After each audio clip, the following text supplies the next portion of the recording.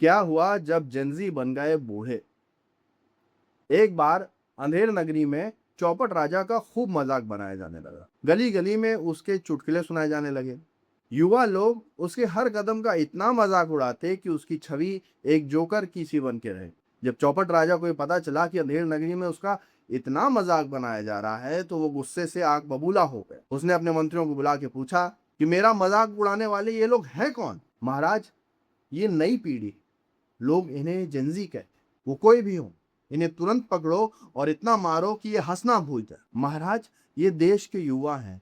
युवा देश का भविष्य होते हैं। अगर हम इन्हें पीटेंगे तो लोग कहेंगे कि राजा अपने ही देश के युवा के खिलाफ हो गए। ये बात सुनकर राजा सोच में पड़े और थोड़ी देर सोचने के बाद बोला, तो आज से ये घोषणा कर दो कि जेंजी युवा नहीं बूढ़े माने जाएंगे। अगले दिन पूरे राज में मुनादी पीट दी गई कि महाराज चौपटानंद का आदेश है कि आज से जेंजी युवा नहीं बूढ़े माने जाए। लेकिन जेंजी तो अव्वल दर्जे की मस्खरी पीढ़ी निकली। ये घोषणा सुनने के बाद उसने मांग उठा दी कि अगर हम बूढ़े हैं तो हमें बूढ़ों वाली पेंशन भी चाहिए।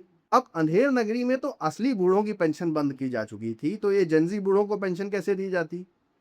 तो हुआ ये कि जेंजी बूढ़े और असली बूढ़े दोनों एक साथ आ गए और पूरे राज्य में पेंशन की मांग को लेकर आंदोलन छिड़ गया। हजारों की भीड़ चौपट राजा के महल के बाहर इकट्ठा हो गई।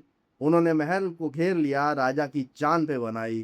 तो आखिरकार राजा को अपने महल की खिड़की पर आना पड़ा, मगर अहंकार उसका अभी भी नहीं गया।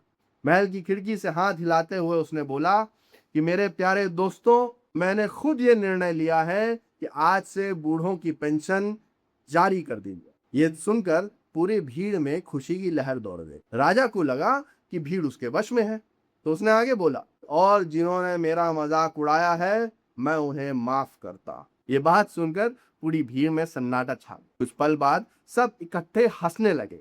इतना हंसे कि उस हंसी से महल की दीवारें गूंज उठी। चौपट राजा कुछ ना कर सका और चुपचाप महल के अंदर चला गया। अगले दिन फिर एक मुनादी पीटी गई जिसमें कहा गया कि महाराज चौपटानंद का आदेश है कि आज से हंसने को रोना माना जाएगा। इसलिए हर लेखक, इतिहासकार और पत्रकार को यह आदेश दिया जाता है कि कल की घटना के बारे में यूं लिखा जाए कि महाराज का करुणामयी भाषण सुनकर हजारों की भीड़ फूट फूट कर रोने लगी।